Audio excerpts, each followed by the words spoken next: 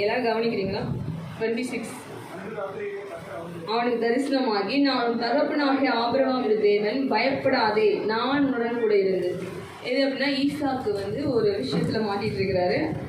அந்த ப்ராப்ளம் முடிஞ்சதுக்கப்புறம் காட் தரிசனமாகி, நான் உன் தகப்பனாகிய ஆபிரகாமுடைய தேவன், பயப்படாதே. அன்று ராத்திரியிலே அப்படிங்கிறப்போ அன்று பகல் என்ன நடந்துச்சு? ஏன்னா அந்த ராத்திரி தான் ஆண்டவர் என்ன யார்கிட்ட வராரு? ஈசா கிட்ட, பயப்படாதப்பா. அவங்க அப்பாட்ட எப்படி போய் சொன்னாரோ பயப்படாதப்பா, அவங்க பிள்ளைகிட்ட ஆண்டவர் என்ன சொல்றாருன்னா பயப்படாதே. நல்லா கவனிக்கலாம். அன்று ராத்திரியிலே அப்படிங்கிறப்போ அன்னைக்கு காலம் என்ன நடந்துச்சு அப்படின்னு அந்த சாப்டர் நம்ம வாசிச்சோம் அப்படின்னா, ஈசாக்கு வாழ்ந்தப்போ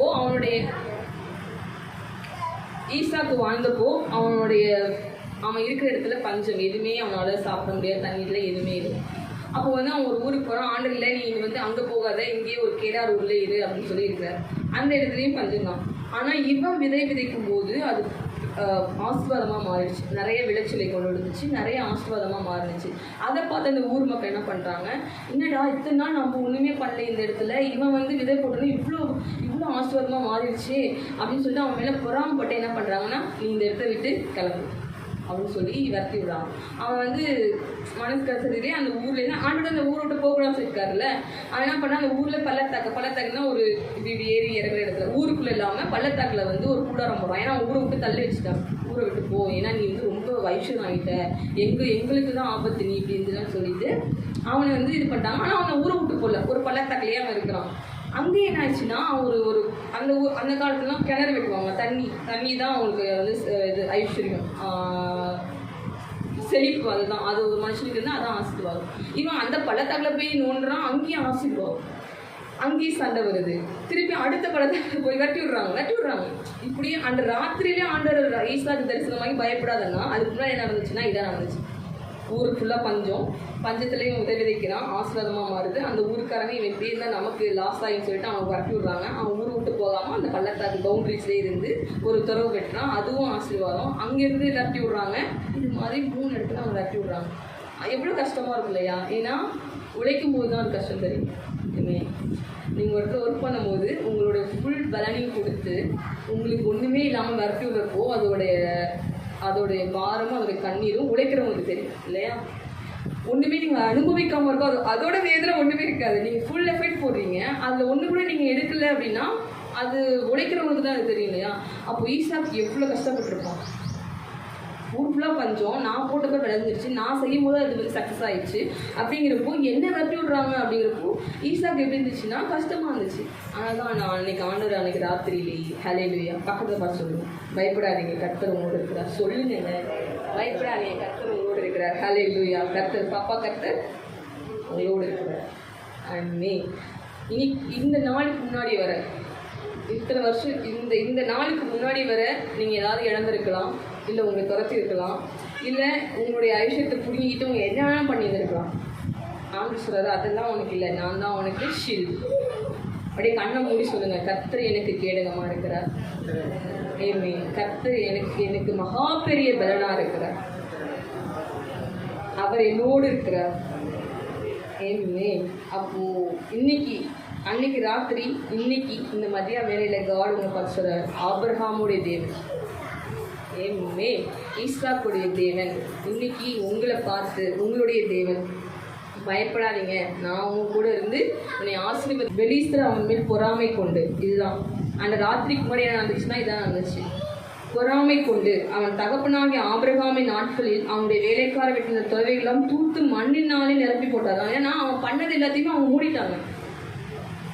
எப்படி இருக்கும் பார்த்தீங்கன்னா, துறவுனா ரொம்ப கஷ்டங்க, ரொம்ப நாள் அதுக்கு வெயிட் பண்ணியிருக்கணும், ரொம்ப நேரம் நம்ம நோண்டி இருக்கணும் தண்ணி வரதுக்கு இல்லையா? அதை தூர்த்தே போட்டாங்க. அப்போ அவனுக்கு மூடிட்டாங்கன்னா அவனுக்குள்ள கஷ்டமாக இருக்கும் இல்லையா? மண்ணினாலே நிரப்பி போட்டார்கள். திருப்பி அந்த ராஜா என்ன சொல்கிறாங்கன்னா, ஈசாக்கை நோக்கி, யாராவது வாசிங்க 16th, விட்டு போய்விடு, எங்களை பார்க்கிலும் பாருங்க எப்படி இருந்திருக்கும் ஈசாக்கு இல்லையா? எங்கள் விட்டு போயிடு அப்படின்ட்டு. உடனே ஈசாக்கு ஒன்றுமே எடுக்கலை. ஈசாக்கு என்ன பண்ணுறாருன்னா அடுத்தது என்ன பண்ணுறாரு, அவ்விடம் விட்டு புறப்பட்டு கேராரின் பள்ளத்தாக்கிலே கூடாரம் போட்டு அங்கேயே கூடியிருந்து திருப்பியும் அங்கே ஒரு துறவு வெட்டுறான். சக்ஸஸாக ஆகுது.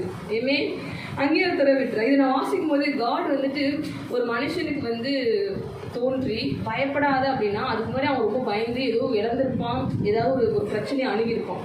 ஏன்னா ஒரு காடே வந்து ஒரு மனுஷனுக்கு சொல்லியிருந்தா ஏன் நடந்திருக்கும் அப்படின்னு நான் தியானிச்சு பார்த்தப்போ தான் ஆபிரகாமுக்கு வந்து அவர் ஏன் இவைகளுக்கு பின்பு தரிசனமாகி பயப்படாதங்கிறாரு. அப்போ முன்னாடி என்ன நடந்துச்சு? அப்போ அவன் பயப்படுற மாதிரி சூழல். ஹெவி ஹார்ட்டடோட மனுஷனால கர்த்தர் பேசுவார். ரொம்ப லைட் ஹார்ட்டோட ஏன்னா வந்தோம் எதுக்கிட்ட வந்து உட்காந்தோம்னா கேட்காது. ஹெவி ஹார்ட்டடா ஒரு கனத்த இதயத்தோட என்ன பண்ண தெரியாத சூழல் இருக்கும்போது தான் ஆண்டவர் பேசுறது கேட்கும். அதே மாதிரி தான் ஆபிரகாமுக்கு கர்த்தர் தரிசனமாகி பேசணுமா? ஆபிரகாம் கர்த்தர் தரிசனமாகி பயப்படாதாங்க. அதே ஈசாக்குக்கும் காட் தரிசனமாகி பயப்படாதாங்க. ஏன்னா ஈசாக்கு வந்து எல்லாத்தையும் இழந்துருக்காங்க. ஆண்டவர் எல்லா நேரமும் வந்து பொறுத்துட்டு இருக்க மாட்டாரு. உண்மை உள்ள மனுஷன் உண்மையாய் கர்த்தரை கூப்பிடுறவங்களுக்கு கர்த்தர் சமீபமாக இருக்கிறார். எத்தனை பேருக்கு தெரியாது? தெரிஞ்சாலும் நம்ம இங்கே உட்காந்துருக்கோம் இல்லையா? உண்மையாக யார் கூப்பிடுறாங்களோ கர்த்தர் பக்கத்தில் இருப்பார். இந்த கண்ணை மூடி பையன் என்ன பண்ணுறதுன்னு தெரியல அப்படின்னா பக்கத்துலேருந்து என்ன பண்ணணும்னு சொல்லி கொடுக்குறது நான் இருக்கிறேன். அதனால தான் இவன் இத்தனை விரட்டி ரொம்ப விரட்டி விட்டாங்க. ஒரு லாஸ்ட்டில் வந்துட்டு 22 பின்பு அபிரமிட்டு பெயர்த்து போய் வேறொரு புறவை வெட்டினான். அதை குறித்து அவர்கள் வாக்குவாதம் பண்ணவில்லை. அப்பொழுது அவன் தாம் தேசத்திலே பழுகும்படிக்கு கர்த்தர் தமக்கு இடம் உண்டாக்கினார் என்று சொல்லி அதற்கு போதும். அப்போ லாஸ்ட்ல வந்து கர்த்தர் வந்து ஒரு இடம் உண்டாரு. பக்கத்து பார்க்க கர்த்தர் உங்களுக்கு ஒரு இடம் உண்டாக்குவார். கர்த்தர் உங்களுக்கு ஒரு இடம் உண்டாக்குவார். கர்த்தர் உங்களுக்கு ஒரு இடம் உண்டாவார். அது நீங்கள் ஆசீர்வதிக்கிறதுக்கு உங்களை ஆசீர்வதிக்கும்படி கர்த்தர் ஒரு பிளேஸ் உங்களுக்கு கொடுப்பார் அப்படி சொல்லி அந்த ஆசீர்வாதமாக நடந்து முடிஞ்சிருச்சு. அப்போ தான் ஆண்டவர் தரிசனமாகி இவ்வளோ நடந்துச்சு, நீ பயப்படாத அப்படின்னு சொல்கிறார். அப்புறமேட்டுக்கு என்ன நடந்துச்சு அப்படின்னா நம்ம ஆபிரகாம் பார்த்தோம் இல்லையா? தரிசனத்துக்கு அப்புறம் என்ன நடந்துச்சுன்னா ஒரு குழந்தை கேட்டான், இல்லைப்பா நான் உனக்கு தரேன்னு சொல்லிட்டார்.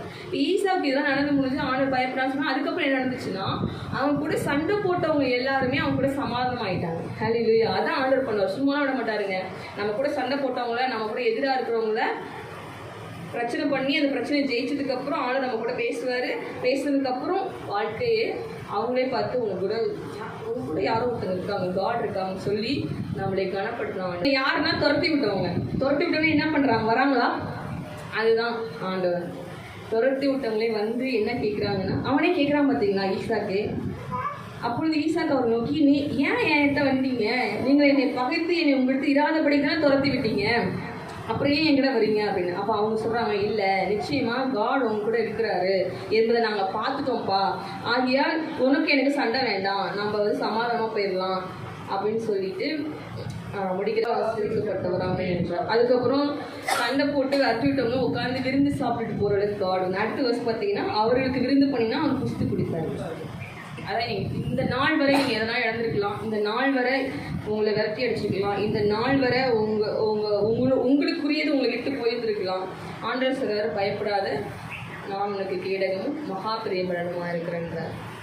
இந்த மாதிரி இழந்தவர்களுக்கும் அவங்க விட்டு போன ஒரு விஷயத்துக்காகவும் பயந்து இருதயத்தில் வந்து பாரத்தோடு படுத்திருந்த ஒரு மனுஷனுக்குலாம் கர்த்தர் வந்து பேசினா நம்ம பார்த்தோம் இல்லையா? இவங்களை காட்டிலும் எனக்கு வந்து ஒரு மனுஷனை ரொம்ப வந்து பிடிச்சிருந்தது யார் அப்படின்னா, இவங்களுக்குலாம் காட் வந்து நின்று பயப்படாதுன்னு சொல்லி தேய்ச்சினாங்க. தாவீது வந்து பார்த்தீங்க அப்படின்னா, இதோட முடிக்கிறேன். தாவீது வந்து பார்த்தோம்னா 3வது எல்லா விஷயத்துலையும் இப்போ காடா கிட்ட வந்து நீ பயப்படாத, நான் உனக்கு ஷீல்டா இருக்கேன், கேடகமா இருக்கேன்னு சொன்னார் இல்லையா? ஆனால் தாவீது என்ன சொன்னாங்கன்னா, நம்ம 2 சாமுவேல் 22 எடுத்துக்கோங்க. வேர்ஸ் வந்து தாவீதுக்கு வந்த சோதனைலாம் பெருசு. ஏன்னா இவங்களை காட்டிலும் தாவீதுக்கு வந்த பிரச்சனை வந்து ரொம்ப பெருசு. ஆனால் இவங்களுக்கெல்லாம் காடு போய் சொன்னார், நான் உனக்கு கேடகமாக இருக்கேன், நான் உனக்கு தான் இருக்கேன். ஆனால் தாவீது என்ன சொல்றாருன்னா, அவராகவே சொல்றாரு, கர்த்தர் எனக்கு கேடகமாக இருக்கிறார், கர்த்தர் எனக்கு லட்சுமி கொம்பா இருக்கிறார், கர்த்தர் என்னை எல்லாத்துக்கும் நீங்களாக்கி விடுவிக்கிறவராக இருக்கிறாரு. யார் சொன்னா அப்படின்னா தாவீது சொன்னார். இவங்க எல்லாருக்கும் காட் வந்து நான் பயப்படான்னு சொல்லி கையை பிடிச்சி தேய்ச்சினாரு. ஆனால் தாவீதுக்கு மட்டும் சொன்னார், நான் அவன் கூட இருக்கிறேன், எல்லாமே பண்ணார். ஆனால் தாவீது வந்து தைரியசாலி. ஏன்னா அவன் ஒரு கோலியாத்தே ஜெயிச்சான், யாருமே சொல்லாமலே போயில்லையா? அப்போ வந்துட்டு அவன் தாவீதை பற்றி நம்ம எல்லாருக்கும் தெரியும், நிறைய பிரச்சனை, ஊரை விட்டு ஓடுனா, புகைக்குள்ளே இருந்தான், காட்டுக்குள்ளே இருந்தான், அவங்க பிடிச்சாங்க, இவங்க பிடிச்சாங்க, பைத்தியமாய் நடிச்சான், நிறைய பிரச்சனை தாவீது அனுப்பிச்சார். அப்போல்லாம் ஆண்டவர் வந்து இப்படி போய் நின்று பேசல, போ, நான் அங்கே போ இங்கே போன்னு தான் சொன்னார். ஆனால் பயப்படாத அப்படிலாம் சொன்னார். ஆனால் தாவீதே தன்னை திடப்படுத்திட்டான் கர்த்தருக்குள்ள. ஹல்லேலூயா. அதுதான் தாவீது சொன்னார், கர்த்தர் எனக்கு கேடகம், கர்த்தர் நான் நம்பிக்கை, கர்த்தர் என் பலன், கர்த்தர் எனக்கு துருகம், அவர் என் கேடகம் அப்படின்னு யார் சொல்றா? தாவீதே சொல்றார். ஸோ இங்கே இருக்க ஒவ்வொருத்தரும் உங்களுக்கு கர்த்தருக்குள்ள நம்ம எப்பவுமே ஸ்ட்ராங் படுத்திக்கணும், பலப்படுத்திக்கணும். சங்கீதம் 18 தாவீது இந்த பாட்டின் வார்த்தைகளை கர்த்தர் தன்னை தன்னுடைய எல்லா சத்துருக்களின் கைக்கும் சவுலின் கைக்கும் நீங்களாக்கி விடுவித்த நாளிலே பாடினது. இது வந்து பார்த்தீங்கன்னா தாவீது வந்துட்டு நமக்கு தெரியும், அவங்க சொந்த வீட்டில் தான் பிரச்சனை. எப்பயுமே நமக்கு அடுத்த வீட்டுக்கு பிரச்சனை வர சொந்த வீட்டில் தாங்க பிரச்சனை. எப்போதுமே எல்லா மனுஷனுக்கும் பெரிய பிரச்சனை அப்படின்னா சொந்த வீடு தான். அப்படின்னா தாவீதுக்குமே அவன் மருமகனால பிரச்சனை, அதனால பயந்து போய் ஓடினார் தாவீது. மாமனார்னால பிரச்சனைனால பயந்து ஓடினார். இதுமாதிரி நிறைய பிரச்சனை அவங்கள விட, ஆபிரகாம் ஈசாக்கை விட தாவீது நிறைய பிரச்சனை சமாளித்தவர். அவர் தான் சொல்கிறாரு, என் பலனாகிய கர்த்தாவே. எல்லாருக்கும் வந்து காட் சொன்னார், நான் உன் பலனே பயப்படாதேன். ஆனால் இந்த மனுஷன் மட்டும் தான் சொன்னான், நீர் என் பலன். அவர் சொல்கிறதுக்கு முன்னாடி அப்புறம் என்ன சொல்கிறாருன்னா, அந்த ஃபர்ஸ்ட் வேர்ஸ், என் பலனாகிய கர்த்தாவே. வாசகம் என்ன செய்யுது? என் ரட்சகரும் என் தேவனும் நான் நம்பியிருக்கிற என் புருகமும் என் கேடமும் என் ரட்சணியப்பும் என் உயர்ந்த அடைக்கலமாக இருக்கிறார். 4வது வேர்ஸ், மரணக்கட்டுகள் என்னை சுற்றி கொண்டது, துர்ச்சின பிரபாவம் என்னை பயப்படுத்துறது, பாதாள கட்டுகள். இதெல்லாம் என்னன்னா ஒரு சாக நிலைமைக்கு ஒரு மனுஷன் தள்ளின ஒரு போராட்டத்தில் தான் தாவீது இருந்தார். 6th, எனக்கு உண்டான நெருக்கத்திலே கர்த்தர் நோக்கி கூப்பிட்டு என் தேவன் நோக்கி அபயமிட்டேன். தமது ஆலயத்திலே சிலதை கேட்டார், என் கூப்பிட சமையலுக்கு போய் ஒரு செவிகள் ஏறிடுச்சு.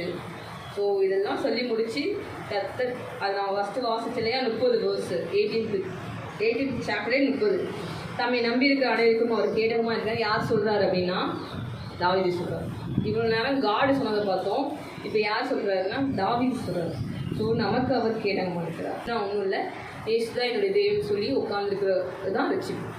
அதை அவர் கொடுத்துட்டார்.